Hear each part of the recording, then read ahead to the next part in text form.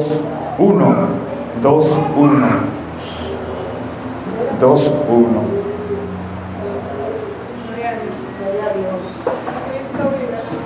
Segunda de Timoteo 2, 1. Segunda de Timoteo está después de Primera de Timoteo y antes de Tito. Tómense su tiempo ahí. Segunda de Timoteo 2, 1. Dicen que madre solo una, pero también creo que padre solo uno, si nos tocó bueno. Bien, vamos a compartir esta porción de la Biblia en 2 de Timoteo 2:1, el apóstol Pablo hablándole a Timoteo. Leemos en el nombre del Padre, Hijo y Espíritu Santo. Amén. Tú pues, hijo mío, esfuérzate en la gracia que es en Cristo Jesús. Lo que has oído de mí ante muchos testigos, esto encarga a hombres fieles que sean idóneos para enseñar también a otros. Tú pues sufre penalidades como buen soldado de Jesucristo. Ninguno que milita se enreda en los negocios de la vida a fin de agradar a aquel que lo tomó por soldado. Y también el que lucha como atleta no es coronado sino lucha legítimamente. El labrador, para participar de los frutos, debe trabajar primero.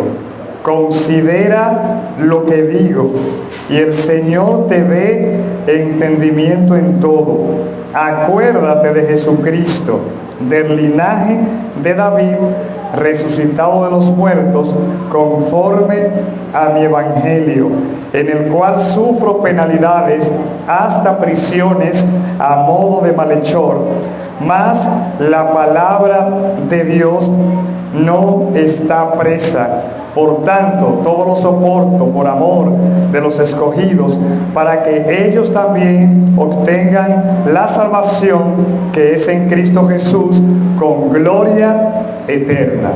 Amén y amén. Pueden sentarse, por favor. Bien, hemos querido ponerle al tema de lo que vamos a hablar en esta hora, lo que me enseñó mi padre. Lo que me enseñó mi padre. En este pasaje podemos ver a Pablo que le escribe una carta, le manda una comunicación en aquel entonces a Timoteo. Timoteo no era su hijo biológico, o sea, no era descendiente físicamente de Pablo, pero sí era su discípulo, aprendió de él. Y debido a la diferencia de edad que había entre ellos, pues desde el punto de vista humano, Pablo podía ser el padre de Timoteo por la edad que tenía ya. Entonces, Pablo, en esa relación de amistad, de compañerismo con Timoteo, pues en las cartas le habló como a un hijo, como un padre aconseja a un hijo. Y sabemos que el padre y la madre buscan lo mejor para sus hijos, por eso lo aconsejan. Cuando nos aconsejan es por eso. A veces uno no lo ve así, pero los padres aconsejan para bien. Ya la excepción es muy extrema de madres y padres que aconsejan para mal. Pero un padre y una madre quiere lo mejor para sus hijos, quiere lo mejor, a tal punto que sacrifica lo que tiene, lo que es, ¿verdad? Con tal de que su hijo sí pueda llegar a alcanzar y lograr las cosas. Entonces es un sacrificio que tiene un gran valor. Entonces el apóstol Pablo habla con Timoteo, le dice: hijo, habla como tú eres mi hijo, te trato como a un hijo. Hay un gran aprecio, hay una gran consideración hacia Timoteo de parte de Pablo. En mi caso, mi padre falleció hace ya 2 años, falleció en el 2021. Yo soy el mayor de 4 hermanos, me tocó ser el primero. Entonces, el primero ve más cosas, dura más tiempo. Y al igual, mi padre también fue el primero de sus hermanos. Mi padre fue el primero de alrededor de 10 hermanos. Él fue el primogénito también. Entonces, algunas de las cosas que quiero resaltar en esta hora fueron de las frases que mi padre me decía, porque hay muchas cosas que el tiempo se las lleva o quedan impregnadas en la mente de uno, pero a veces no salen, pero son son reflejadas como uno se comporta. Uno se comporta como uno fue formado. Entonces, aunque tú no lo puedas decir con palabras, tu forma de ser va muy acorde con lo que te enseñaron. Pero mi papá nos decía muchas frases que uno pues se le quedan en la mente y que he tratado de ponerla en paralelo con cosas de la Biblia, con cosas que están en la Biblia. Por ejemplo, mi papá siempre nos decía que nosotros no éramos pobres, y no es que fuéramos millonarios, simplemente mi papá sabía la diferencia entre lo que era realmente un pobre. Mi papá nació en un campo donde no había energía eléctrica, donde no había agua potable, donde no había contén ni acera, donde la casa era de yagua, de parmacana, de madera y después de zinc, y el agua se bebía del río y se bañaban en el río.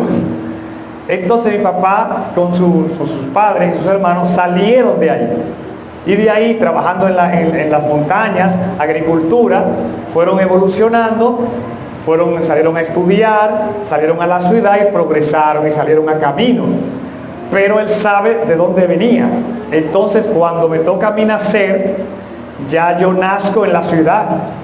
Ya yo nazco con una escuela a 2 esquinas, o a una esquina estaba mi escuela. Y mi padre iba del campo a la ciudad en un burro, en un caballo a la escuela.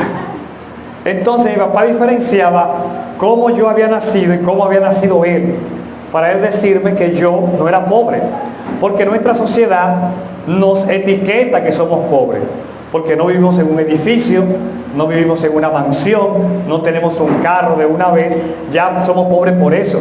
Sin embargo, Dios nos dice en el Salmo 23:1 que Jehová es nuestro pastor y que nada nos va a faltar. Entonces, si Dios nos ha dado lo elemental y lo básico, nosotros no somos pobres. Nosotros estamos bendecidos por Dios. Ahora bien, comparado con aquel, quizá yo socialmente no sea rico comparado con aquel, pero mentalmente uno como creyente en Dios no puede limitarse. Usted necesita una nevera de esa que venden, de esa LG, me gustan las LG, que valen como 60,000 pesos, de 2 puertas. Usted no tiene el dinero, pero usted tiene a Dios. Quizá un rico va y la compra con la tarjeta, pero quizá usted la va a comprar pagándola a 1 año, pero Dios le va a proveer para que usted pague ese año completo su nevera. Entonces Dios le proveyó. Entonces tenemos que entender que Dios nos provee de maneras que no podemos a veces ni entender, pero Dios tiene un compromiso con todo aquel que ha creído en Él. Entonces, a mi padre decirme así, me está diciendo, no te limites, no te bloquees mentalmente, que tú no puedes alcanzar aquello porque no tienes los recursos y quizás tienen otros. Dios nos va a dar la alternativa de cómo conseguir la nevera, aunque sea vendiendo helado, pero la nevera la vamos a comprar, porque lo importante es que Dios va a proveer lo que queremos. Entonces tenemos que entender que Dios obra, trabaja de manera distinta, y si no podemos hacerlo como aquel con su tarjeta, vamos a buscar la manera en que Dios lo va a hacer, porque Dios es fiel con aquellos que han creído en Él. Entonces mi padre me enseñó a no sentirme limitado por eso, a entender que Dios lo tiene todo, Dios tiene todo lo que necesitamos. Papi también nos decía, cuando uno iba muy rápido, vete al paso que está lloviendo. Porque uno, cuando era más joven, uno es más activo, uno se mueve mucho, quiere hacer esto, aquello. Entonces los padres a veces ven que uno puede ir muy acelerado en las cosas. Y cuando uno va demasiado rápido, hay cosas que uno puede no ver y no tomar en cuenta. Entonces se cometen errores que se pueden evitar. La Biblia dice, corramos con paciencia la carrera que tenemos por delante. Es una carrera, pero Dios dice que hay que ir con paciencia. O sea, no nos podemos desesperar en la vida. Tenemos que entender que todo tiene un tiempo, que hay un tiempo para cada cosa y una cosa para cada tiempo. El detalle está que como seres humanos nos desesperamos, nos angustiamos porque queremos la cosa rápida. Sacando lo que tiene que ver con salud, porque lo de salud es una urgencia, una emergencia, que hay que buscar sangre donde sea. Sacando esa parte, las cosas materiales que uno desea a veces nos atormentan. Porque usted a veces se quiere mudar, quiere hacer esto, quiere resolver un problema, tiene una deuda. Entonces eso nos agobia. Pero hay que entender que Dios tiene el tiempo. Dígame usted. Al final afanamos tanto que nos morimos y no nos llevamos nada. Exactamente, no nos llevamos nada. Entonces tenemos que saber que Dios tiene el control de las cosas. Ahora, no es que no seamos diligentes. La Biblia dice que tenemos que ser diligentes. Tenemos que hacer nuestro esfuerzo. Ahora, tenemos que saberlo hacer, no llevarnos por la desesperación. Porque la desesperación, bueno, como la vecina pintó, yo tengo que pintar también. Hay que buscar esa pintura donde sea para pintar. No, usted tiene que esperar su turno. Porque usted toma su ticket y espera su turno. Le tocó el 100, va por el 50, tiene que esperar. Porque la vida es así. Tenemos que aprender a vivir como cristianos para que nos vaya mejor. Y así nos ahorramos malestares. Entonces, papi me decía, vete al paso que está lloviendo. Uno, en el momento quizás no lo entendía porque ¿por qué tanta paciencia, tanta calma tiene papi? Pero uno con el paso del tiempo se da cuenta que realmente hay que tener cuidado para uno observar bien antes de actuar y proceder. Amén. Otra de las frases que papi decía mucho era, quizá por su cultura de venir de campo, mi papá emigró a la ciudad, se hizo ingeniero agrónomo, porque eso era lo que hacía en el campo, mi abuelo era agricultor, y después de agrónomo se hizo abogado, y al final terminó viviendo de la abogacía, como 30 años siendo abogado. Y papi tenía muchas cosas que lo vinculaban siempre a su origen, nunca negó su origen, siempre lo reivindicó porque él sabía de dónde venía y cómo Dios lo había, ¿verdad?, elevado, ¿verdad?, de esa posición de sitios humildes a lugares ya de distinción. Y él decía, la culebra se hace grande en su cueva. Nos enseñaba eso, como una forma de que los hijos tenían que estar siempre bajo el amparo de sus padres, para poder desarrollarse y crecer. No apresurarlo, porque a veces uno cuando está creciendo quiere salir, quiere independizarse, pero a veces uno no tiene las condiciones. Entonces uno tiene que ser sabio y entender que los padres nos dan una protección, nos dan una cobertura que es necesaria para crecer. Esa niña, o más grandecita, usted la suelta por ahí, sin padres ya, no es lo mismo, porque va a tener que sobrevivir ahora a un mundo. Buscar la manera de echar para adelante, hacer cualquier cosa. Pero cuando tiene los padres, ellos no tienen que buscar comida, no tienen que buscar techo ni pagar la casa, no tienen que pagar la escuela, porque tiene un padre y una madre que están haciendo eso. Entonces el niño crece, nosotros crecemos bajo esa cobertura. El que no tiene esa cobertura porque se divorció la pareja, lo abandonaron, ya tiene que sobrevivir a eso. Pero el que tiene esa cobertura tiene que aprovechar eso. Para poder nosotros crecer, necesitamos tener el apoyo de nuestros padres. Y si lo tenemos, tenemos que apreciarlo, no rechazarlo y abandonarlo porque a mí me interesa hacer tal cosa. No, aprovecha la cobertura y después usted se va en orden, en lo correcto. Entonces, otra vez sus frases fue, el que no se arriesga, ni pierde ni gana. La vida es un riesgo. La vida es un riesgo. Hay que arriesgarse. Cuando yo estaba en cuarto de bachillerato, en cuarto, sí, allá en San Juan, yo soy de San Juan, por cierto, yo iba a participar en, ¿ustedes de San Juan también? He ido y es muy lindo. Ah, ok, sí, San Juan, por lo bonito. Uno viene para acá porque hay que estudiar, pero... Ah, sí, porque es un valle, tiene montaña por todos lados. Aquí en la capital hace mucho calor. Entonces, en esa olimpiada, en el año anterior, en tercero, fuimos un grupo del colegio a representarlo a la olimpiada de matemáticas y perdimos todos. No ganamos en el distrito, perdimos todos, para pasar entonces a la regional y después a la nacional. Al año siguiente, los muchachos están desmotivados a ir porque como perdimos el año pasado, no quieren ir. Entonces, quiero ir yo y otra compañera solamente del colegio entero. Entonces, la noche anterior al día de las Olimpiadas, estoy yo en mi casa con la amiga mía, estamos repasando los temas de matemáticas. Oh, pero ella vino y dijo que no, que ya no va. El día anterior. Entonces yo dije, bueno, yo estoy hasta por echar para atrás también.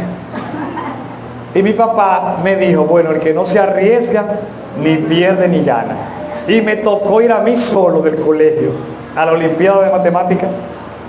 Y gracias a Dios pasé, aprobé y pude venir a la capital en ese entonces a competir en la nacional. Y en la nacional obviamente viene gente del país entero, ya es un poquito quizá más difícil ganar, pero por lo menos tuve el privilegio de ganar allá y venir del grupo que vino de todos los colegios y escuelas a Santo Domingo a participar. Me acuerdo como ahora que fue en la Pucamaima, ahí en la avenida Abraham Lincoln, y participé.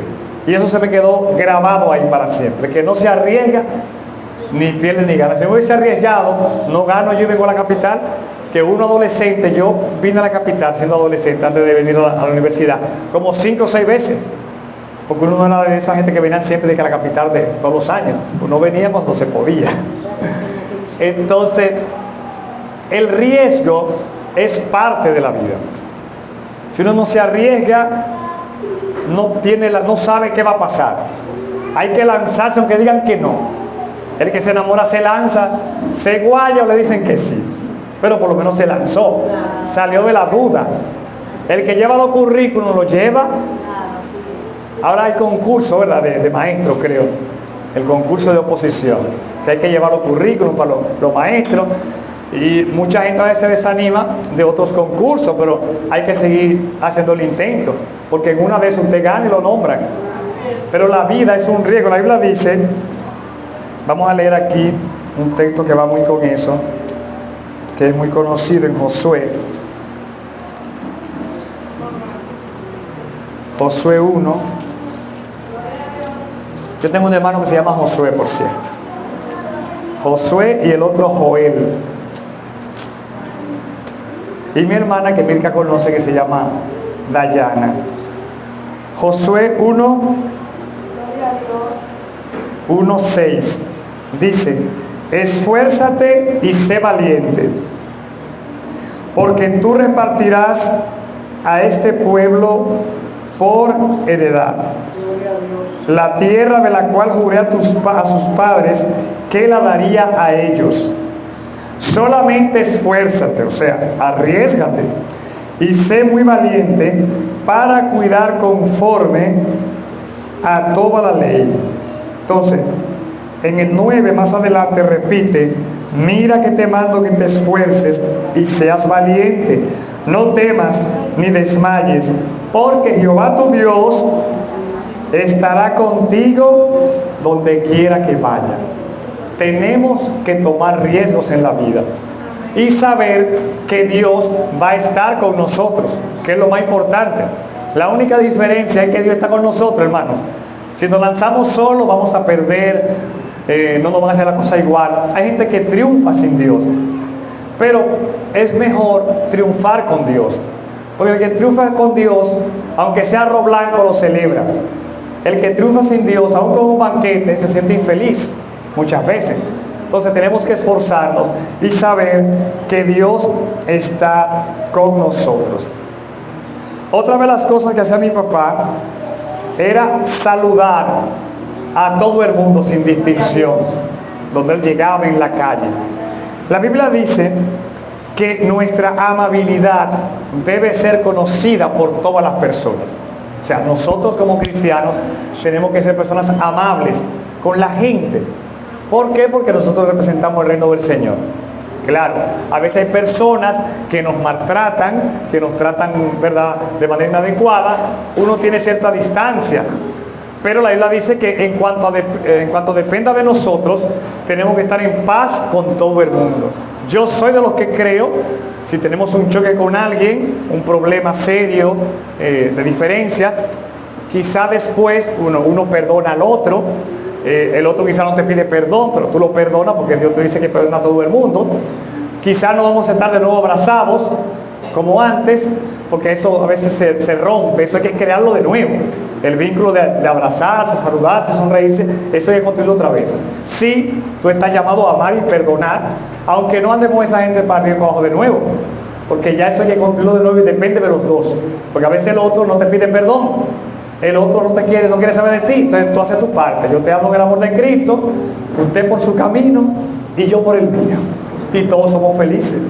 Ahora yo procuro, ¿verdad?, no guardar resentimiento en mi corazón, ¿verdad?, para tener paz. Te veo, quizás me pongo medio cosas, pero está bien, sigo velando.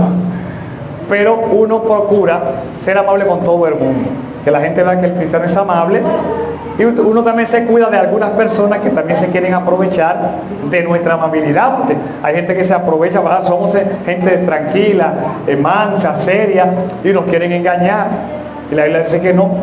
Si el impío te quiere engañar, no se lo consientas.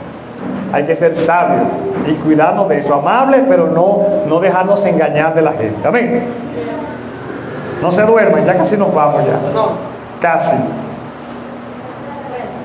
Otra frase que mi padre decía mucho, hay frases que no son de él originaria, pero que él la aprendió y me la repetía a mí. Estoy tan bien que estoy asustado.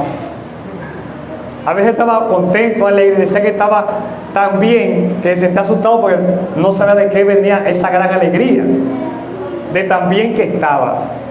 Pablo dijo en Filipenses: he aprendido a contentarme cualquiera que sea mi situación. Y mi papá siempre fue muy optimista en su forma de ser. Yo no lo noté pesimista. No nos mostró una actitud de pesimismo, de derrota, siempre de echar para adelante. Estudien, esfuercen, trabajen, pero nunca de que, bueno, todo se perdió, todo no, sino que siempre mantuvo esa actitud positiva. Y eso nos lo sembró a nosotros, de ser personas persistentes, optimistas en la vida.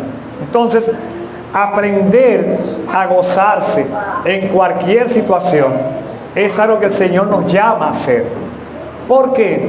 Porque vamos a vivir buenos momentos, momentos regulares y malos momentos y peores momentos. Entonces, no podemos esperar que todo esté bien para estar alegres, porque no siempre todo está bien. En el viaje misionero ayer, uno está moviéndose, pero hay momentos que uno se incomoda con la gente, llamando a fulano: ven, para cargar esto, y entonces se hace loco. Entonces, tú tienes que mantener la comunión y seguir. Pero hay que entender que Dios nos llama a tener buen ánimo, a pesar de las circunstancias. Y entender que Dios está ahí cuando comemos arroz, habichuela, carne y ensalada, y también cuando hay arroz blanco solamente. Dios está ahí en las buenas y en las malas. Y que Dios nos sacará de una situación, por más difícil que sea, en cualquier momento. La tormenta está pasando, la tormenta. Uno no puede hacer muchas cosas. No la podemos detener, la tormenta, porque ya viene, está entre nosotros. Hay que asegurarse en un sitio y dejar que la tormenta pase. Porque si uno se pone atado, la tormenta se lleva a uno. Y entonces ya, la tormenta acabó con fulano. Pero si uno se protege en Dios, se aguanta y la tormenta pasa, usted se levanta otra vez cuando la tormenta ya pasó. Ya pasaron los tiempos malos. Llegaron las vacas gordas ahora. Ahora se va a comer bueno. Pero es porque usted soportó esa parte difícil. Entonces a veces uno como cristiano no resiste las pruebas y se aparta del camino por desempleo, por asuntos de matrimonio, por asuntos de noviazgo, por problemas con la familia. Entonces Dios nos llama a que podamos resistir aquí en el camino. Que ninguna prueba nos quite del camino de Él. Porque es cierto, es más difícil. Desempleado, hermano, y con deuda. Mire, usted no quiere pisar una iglesia. Usted quiere estar en su casa, porque usted dice: pues Dios no me responde. Y la hermana que tiene una empresa no me nombra tampoco, pues esa hermana es mala. Entonces comenzamos a culpar a la gente también. Entonces no entendemos que Dios nos está procesando, nos está pasando por un crisol, o nosotros nos metimos en un crisol, pero hay que esperar que Dios saque uno de ahí. Porque uno mismo no puede salir, no está tirando patas por los aires. Hay que resistir. ¿Cómo se resiste? Bueno, una clave para resistir es orando al Señor. La oración sirve para uno desahogarse ante Dios y esperar en Él. Porque mentalmente, ¿cómo dice la canción? La canción dice: esperar en ti difícil sé que es. Mi mente dice no. Cuando usted razona la situación, usted dice: no, aquí no hay salida para nadie. Pero mi corazón, o sea, mis sentimientos, lo que yo soy, mi alma, dice sí, ¿verdad? Pero mi corazón confiado está en Él.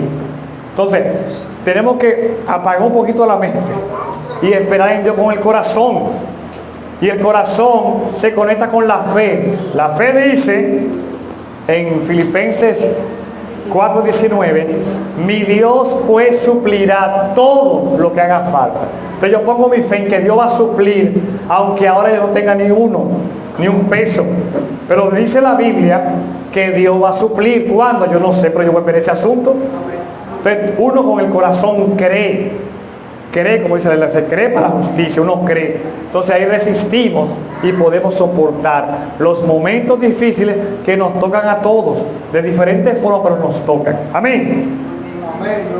Vamos a ver con qué seguimos. Bueno, en esta parte final, yo puedo decir que mi padre me enseñó que todo tiene solución. Todo tiene solución en la vida. Todo tiene solución en la vida. Y uno dice, bueno, sí, tiene solución, pero ¿qué hacemos? Después me di cuenta con el tiempo que la solución a las cosas que nos pasan, a veces no nos gustan esas soluciones. Por ejemplo, estoy desempleado, quiero un empleo, quiero una solución. ¿Y qué pasa? No, que hay empleos que no me gustan. Me llamaron de un empleo que hay que trabajar de 3 de la tarde a 11 de la noche. Y yo no quiero ese empleo, pero es una solución que está mandando el Señor. Es una solución. El detalle está que a mí no me gusta esa solución. Pero hay una solución a mi problema de desempleo y de deuda. Entonces, si Dios ve que tú estás desempleado y con deuda y te manda ese trabajo, tú tienes que tomarlo, tú tienes que pagar lo que tú debes y sostenerte hasta que después te dé un trabajo para trabajar de día. Pero tú tienes que arrancar con ese adelante. Te va a quedar ahí entonces, no, que el Señor no me manda trabajo y le está mandando trabajo. Entonces todo tiene solución, lo que pasa es que la solución yo no la quiero. Entonces tenemos que entender que todo tiene solución. Que el hermano un carnal sí no tiene solución, que se ponga a orar más, que se someta más. Todo en la vida tiene una salida. Lo que pasa es que nosotros a veces no queremos esa salida que Dios permite que haya. Queremos la salida que yo quiero. Yo quiero el trabajo perfecto, de 10 a 4, de lunes a viernes. No, esa no es la que hay ahora. Es una de 8 a 7 de la noche, de 8 de la mañana a 7 de la noche. Dígame, cierto.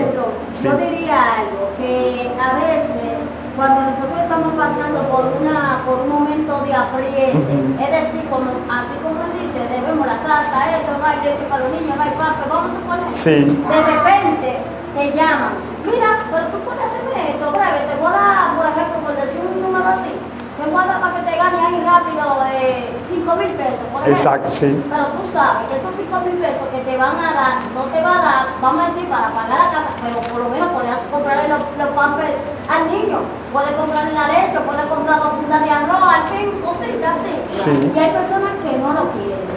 Sí. Pero yo en el lugar mío, cuando tenía mis hijas chiquitas, como yo sabía que había un compromiso, si me solicitaba ese así, yo lo voy a hacer, porque ya hasta entonces cuando yo tomaba lo poco, Sí. me llamaban de otro que me pagaban más. Claro. Todo tiene solución. Hubo un día que yo estaba desempleado y me llamaron para poner unas etiquetas o stickers, unas latas, y era un solo día. Ese día estaba libre, no tenía nada que hacer porque estaba desempleado. Y me iban a buscar cerca de mi casa, en transporte, me iban a llevar al sitio y me iban a traer otra vez. Me van a dar 1,000 pesos por ese día. Yo digo, si me quedo en mi casa, no consigo nada. Déjame yo irme aquí. Y yo tengo una profesión. Pero estaba desempleado. Y apareció esa oportunidad. Yo dije, no, yo voy a poner mi etiqueta. Yo soy arquitecto, pero eso ya no me limita. Ya yo voy y pongo mi etiqueta tranquilo. Me dieron 1,000 pesos y con eso yo compro cosas. Porque todo tiene solución. Ahora, yo antes no pensaba así. Pero después tiene que cambiar la mentalidad. Porque si no, estoy yo ese día en mi casa, el arquitecto Nelson, sin comer ese día, porque le dijo que no a una bendición de 1,000 pesos para ese día. Entonces yo me fui tranquilito ¿verdad? Me humillé, como dicen, y puse mi etiqueta y me pagan mi y me dieron comida también ese día. Entonces todo tiene solución en la vida. Se trata de que nosotros aprendamos a interpretar las cosas que Dios nos da y entender que Dios siempre tiene una solución. Dice, para cerrar, Lucas 1:37, dice lo siguiente. Dice Lucas: porque nada, ¿verdad? Nada hay imposible para Dios. Para Dios no hay nada imposible. Tenemos que creer que Dios lo puede todo para nosotros y saber cuál es la mejor salida que Él tiene. Aprender a interpretar, a discernir lo que Él tiene para nosotros. Pero siempre habrá una solución. Dios lo podrá todo, siempre y cuando sea su voluntad y su propósito para nuestra vida. Porque Dios me puede dar una torre en la Nacaona, pero si no es su voluntad, no me la va a dar. Aunque pueda hacerlo, porque Él puede. Pero se combina su voluntad y el propósito para mi vida, para tu vida, para cada quien. Pero Dios nos dará siempre lo que nos conviene, lo bueno que necesitemos, Dios lo va a entregar. Solo tenemos que creer y saber que para Él nada, absolutamente nada, es imposible. Así que muchas gracias. Le damos gracias.